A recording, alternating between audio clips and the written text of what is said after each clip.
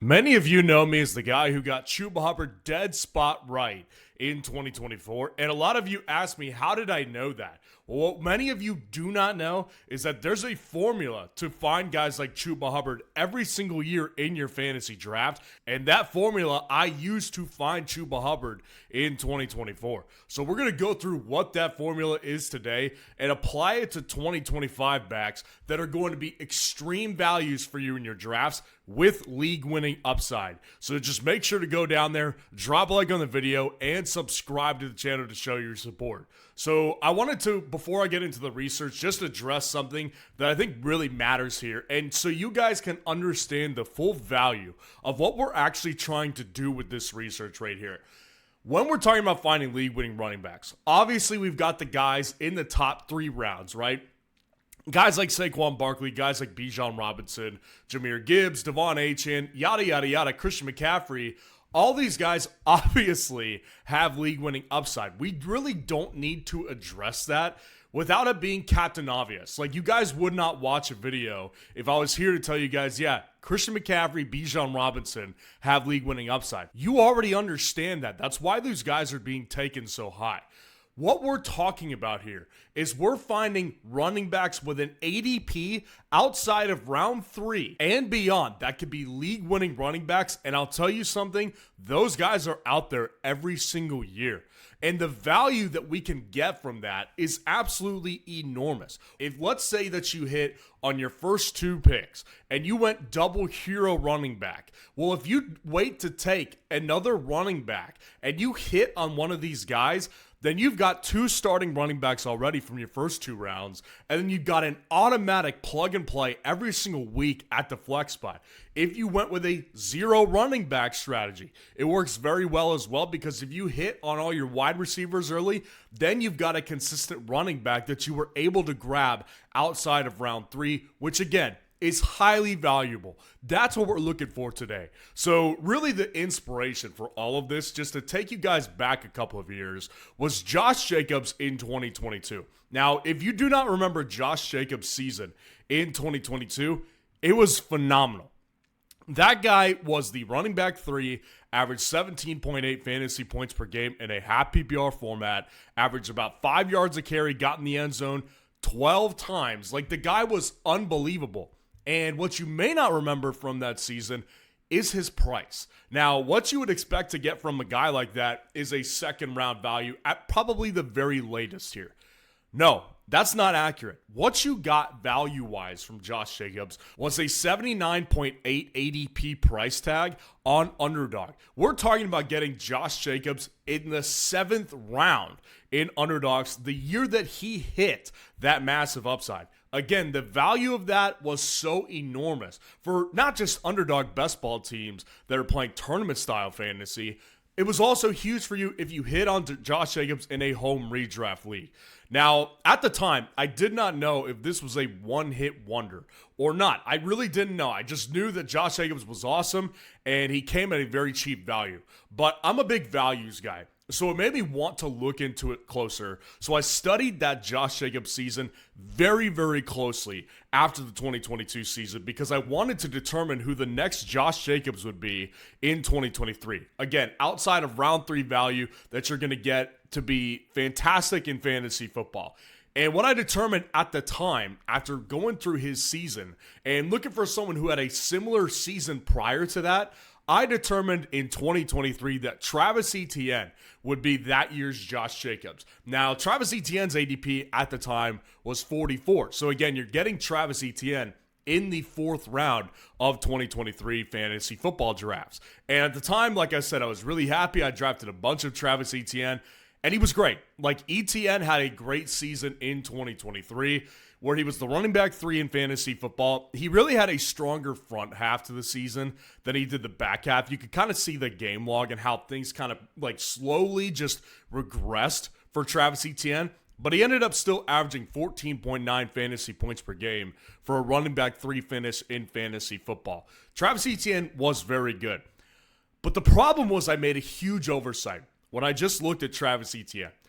Kairen Williams and Raheem Mostert that year were even better than Travis Etienne by several fantasy points per game And by the way, way cheaper than Travis Etienne was. Raheem Mostert was going back of the draft, and Kairen Williams was undrafted in most home redraft leagues, and in a lot of underdog leagues, Kairen Williams was an undrafted guy. So after that moment in 2023, when Kairen Williams and Raheem Mostert both came out of nowhere and had those league-winning seasons, I knew I was on to something, and I knew that Josh Jacobs was not a fluke in 2022 because I just saw a repeat with Kairen and Raheem Mostert at an even more extreme level and an even more extreme value. So what it led me to do was kind of put together research of what I found from Josh Jacobs, Raheem Mostert, Kairen Williams in those league-winning seasons. And I wanted to determine if there was any factors that were common threads between those types of guys the year prior they had the big season. So what I ended up finding out was that these guys, again, all of them in common had very low ADPs, very affordable ADPs.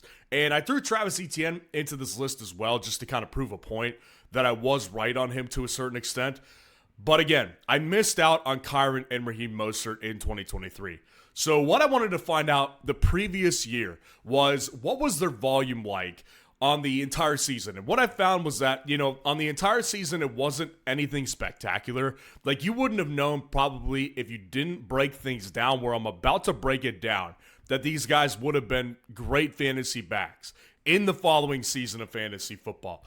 But when I broke it down and split it up into two halves of the year, that's where I found the common thread between these types of guys. So what you can see here is that weeks 1 through 9, the previous year before the big breakout, a lot of these backs had pedestrian types of workloads and efficiency. Like, you could see that Josh Jacobs, he had about 12 carries per game. Raheem Mostert, same thing, 12 carries per game. Travis Etienne, 12 carries per game. Weeks 1 through 9, the prior season to the breakout. Again, pretty pedestrian numbers right there. Their yards per carry average was, anywhere from 3.8 to 5.7. So they were either really efficient or they were not efficient at all. And then I also tracked their targets per game and their total yards per game just to give me a better metric of what their average amount of opportunity was on a per game basis and what the efficiency was adding up to from a yards per game perspective.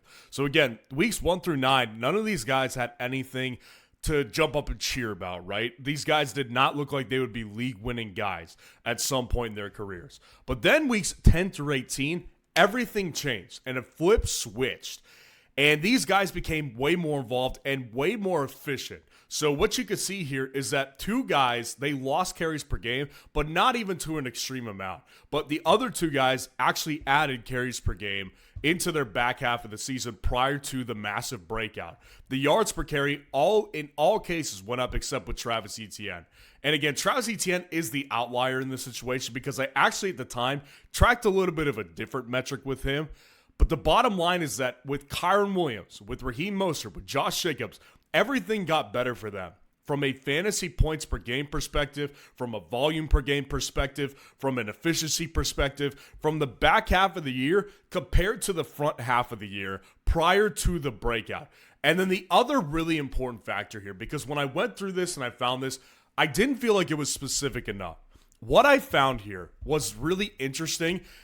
And it was the fact that all those guys had a rookie running back in their running back room the year that they ended up being massive league-winning types of running backs.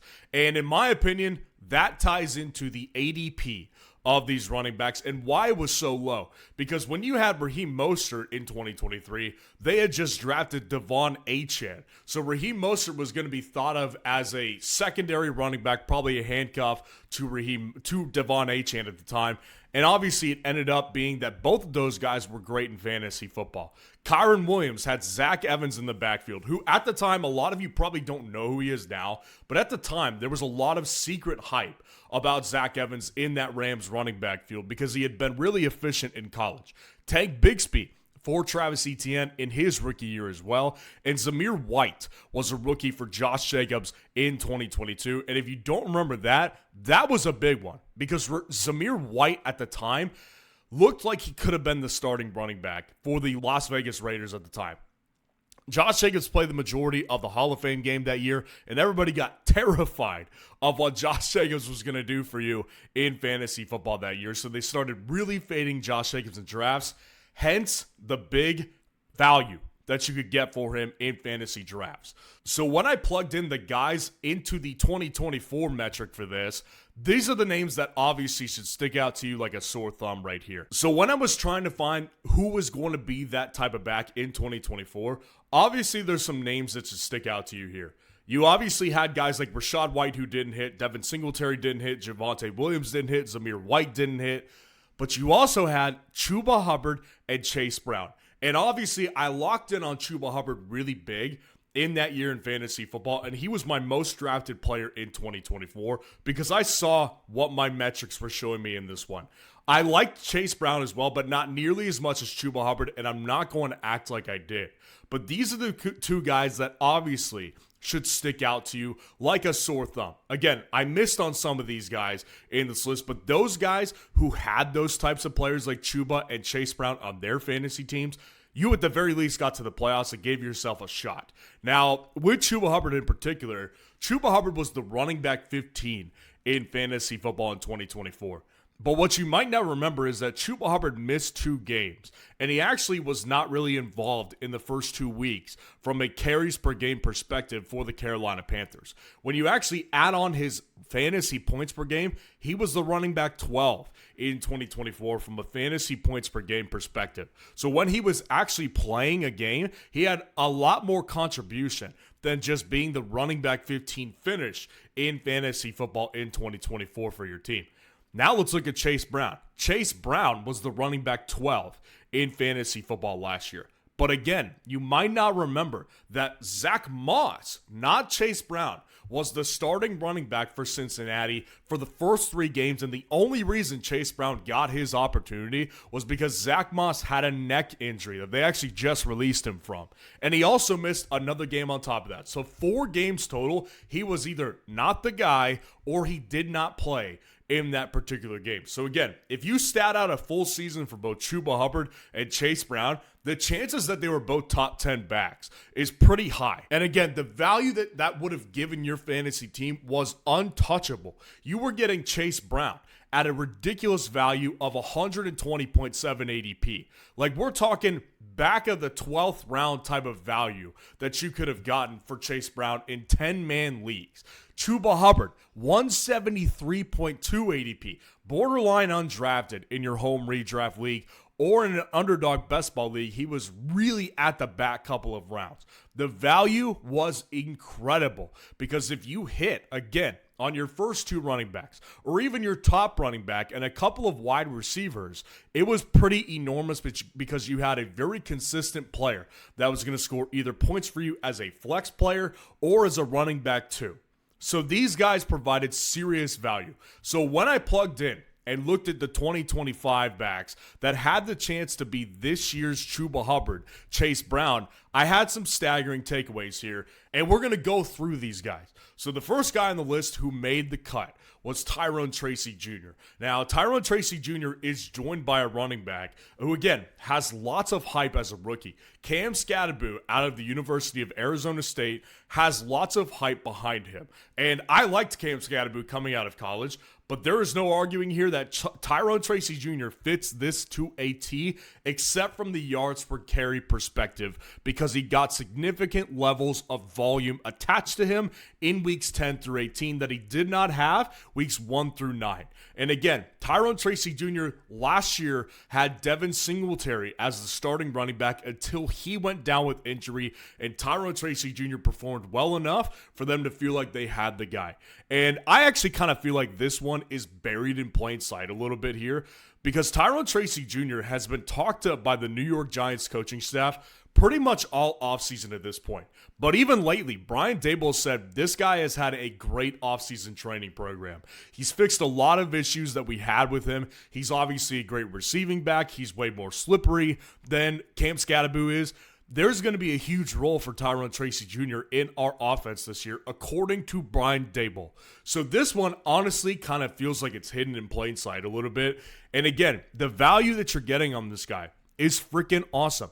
104.7 average ADP is where you're getting Tyrone Tracy Jr. at in drafts right now. You can also see where you're getting him at in ESPN and on Yahoo leagues. Like, this guy in your home redraft league can again be a massive flex player for you if he ends up hitting on the value that potentially he could hit at if he ends up being one of these league-winning values at the running back position. Next guy that actually fits this list, it was a big surprise to me, but that's what this list is all about. Jaylen Warren. Jaylen Warren of the Pittsburgh Steelers is someone I've been on for a lot of the offseason ever since I plugged him into this model right here. So Jaylen Warren has an ADP of 104.8. It was at the time I did this research just behind Tyrone Tracy Jr.'s ADP, but he's actually shot above Tyrone Tracy Jr. in ADP ever since then. And what you can see from Jaylen Warren is that every single metric was better for Jaylen Warren in weeks 10 through 18 than it was weeks 1 through 9. Carries per game shot from 6.8 to 8.8. Yards per carry shot from 3.7 to 4.6. Targets per game shot from 2.3 to 3.7, and his total yards per game basically almost doubled from weeks 10 to 18 compared to what they were at weeks 1 through 9. He also has Caleb Johnson in the running back room that has tons of hype in the fantasy community. And listen, I'm someone who loves Caleb Johnson. I really liked Caleb Johnson actually before he was a Pittsburgh Steeler because I know how they handle these running backs. When you're a rookie and you're not a first-round pick like Najee was, they will tend to bring you on slow. And before and after the Steelers drafted Caleb Johnson, Mike Tomlin has said how much Jaylen Warren is going to get an increased workload to a significant level. Jaylen Warren, to me, is a great pick to make because he fits this criteria right here of the potential Chuba Hubbard / Chase Brown of 2024. And with Jaylen Warren, it was a big shock to me. I've never been a huge Jaylen Warren guy in fantasy, like him as a Steelers fan, but in fantasy football, never was really big on him until this very moment when I found that he fit this metric to a T. So Jaylen Warren, this prospect model, finding this Chuba Hubbard, Chase Brown in 2025, it loves Jaylen Warren. Therefore, I love Jaylen Warren because I trust what my research ends up showing. The next guy on this list, also a great value in drafts, Tai Spears fit this list to a T as well, very similar to Jaylen Warren. Tai Spears is actually considerably cheaper than both Tyrone Tracy Jr. and Jaylen Warren. He has an ADP of 135.7, and you can also see his ADP at ESPN and in Yahoo leagues as well. This is a significant value if he ends up hitting for you. And again, you can see what his production was weeks 1 through 9 compared to weeks 10 through 18. 6.6 carries per game all the way up to 7.3.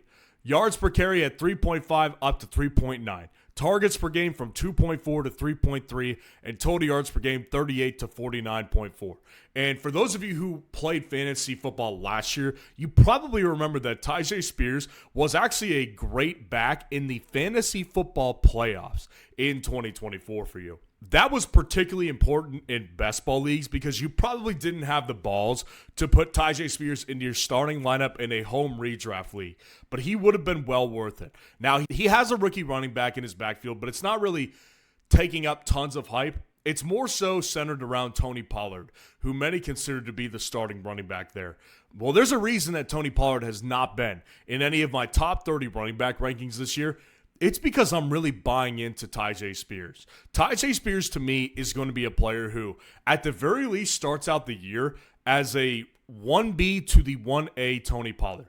And I think that over time, the younger Tai Spears will outperform the older Tony Pollard. And that's where I like Tai Spears because when he fits this metric and he's just a way cheaper price, almost half the price point that you're getting with Tony Pollard, it's a great value that might end up hitting in a big way in 2025. Now, the last guy that I want to say you should draft, and we'll get into the final two guys who made the cut, but I don't think you need to draft these guys. The final guy who made the cut that you should draft is Trey Benson. Trey Benson is just a little bit lower of an ADP than Tai Spears in most fantasy formats, and you can get Trey Benson as a really late round sleeper. Almost Chuba Hubbard level of price is what you're getting Trey Benson at in most fantasy formats. Now, again, he basically jumped every single thing to a pretty big degree in the back half of 2024 compared to what he did in the front half. His carries per game actually went down by just a little bit, but his yards per carry went from 3.9 to 5.7. What that illustrates right there is that this guy basically just had everything click for him all of a sudden. He finally figured out, like, hey, I got to slow down the game for myself and just take holes that are there for me. Trey Benson became a much more efficient back towards the back half of last year compared to the front half of last year. And this is ultimately a huge reason why I pity a lot of the people who are on the Trey Benson is no good hype train, because that hype train has gotten a lot of hype in its own right in 2025 fantasy football offseason. Trey Benson is a good back, and he figured it out towards the back half of last year. And if you pay attention to these numbers, it'll show that. His targets per game went up, and his total yards per game increased by 10 yards per game in the back half of 2024, and even on less work, theoretically, than he had in weeks 1 through 9. So Trey Benson just became a better player. And again, he doesn't necessarily have a rookie running back in his running back field, but James Conner, everybody understands, is probably the lead back. And I'm not even debating that. The truth with this one here is that Trey Benson is a really good best ball pick. Trey Benson, you do not want to have to make the start-sit decisions on. And not only that, you don't want to have Trey Benson taking up a roster spot on your redraft league if he is not the lead back or not at least getting 12 carries per game. Like, you do not want to have Trey Benson just take up a roster spot just because he fits this metric here. If I was you personally, I would start out drafting Trey Benson on best ball and then start to debate whether or not he's worth it for your redraft leagues, because I think that the person who drafts Trey Benson probably has a slow start to the year but ends up being a late season breakout, or by week 6, he's the better back in Arizona, and he breaks out that way. But Trey Benson is a guy I'm kind of planting my flag on in 2025, and I've drafted him the most out of any other player in best ball this year. So if you want to know who my Chuba is this year, to a lesser extent, I'm not nearly as on board with Trey Benson as I was with Chuba in 2024, but Trey Benson is probably this year's Chuba Hubbard for me. And if you do want to get into an underdog draft and take the shot on Trey Benson, you could go down there in the comments, and there's a link there to use code FFR to go sign up for Underdog and get into an Underdog Best Ball draft, where in Best Ball Mania, you can win life-changing money. $2 million to first place, $1 million to second place, tons of money to other placements throughout the top of the leaderboard. There is what you can win and have a lot of fun doing it. And they'll match your first deposit 50% up to $1,000 in bonus credits when you use code FFR to sign up. Now, the last two guys that I want to go through here, again, I don't think that you need to draft these guys, but I want to highlight them because if you are in a redraft league, these are guys that I think have lots of waiver wire upside for you. The first guy is Jerome Ford. And obviously this one has kind of changed a little bit because of the Quinshon Judkins mess that's happening right now. But Jerome Ford originally was thought of as maybe an RB3. Like, he took a big pay cut to stay with the Cleveland Browns. They drafted Quinshon Judkins and Dylan Sampson in the 2nd and 4th round, respectively. Now, Quinshon Judkins, again, if you haven't heard, this one's a disaster already. The guy's facing a domestic violence charge. He hasn't even signed as of the time of this filming, and we don't even know if he's going to be on the field for them week 1. This could be Jerome Ford starting immediately because it looks like he's the lead back right now compared to Dylan Sampson. And everything went up for this guy except his targets per game. His targets per game did drop, but his carries per game, his efficiency, his total yards per game, all those went up. So Jerome Ford, again, just be smart about this one, because in all likelihood, you don't have to draft him in your redraft leagues. Maybe at the last pick, you might have to draft him, and he could end up being this guy. And the last guy on the list here, Audric Estime, actually fit this pretty well. And Audric Estime, a lot has changed as well. So with Audric Estime, they did sign J.K. Dobbins, and obviously they drafted R.J. Harvey in the 2nd round of the 2025 NFL Draft. So the prospects for Audric Estime, not particularly great. But again, keep an eye on this guy in the waiver wire, because what he did in the second half of 2024 was much better than the first half of 2024. His yards per game, they increased by over 10 yards per game.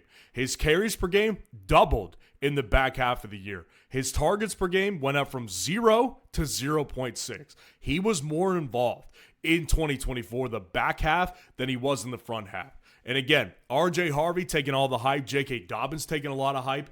Audric Estime could very well be a league-winning type of back because I trust the model here. And again, do not draft Audric Estime. You don't have to.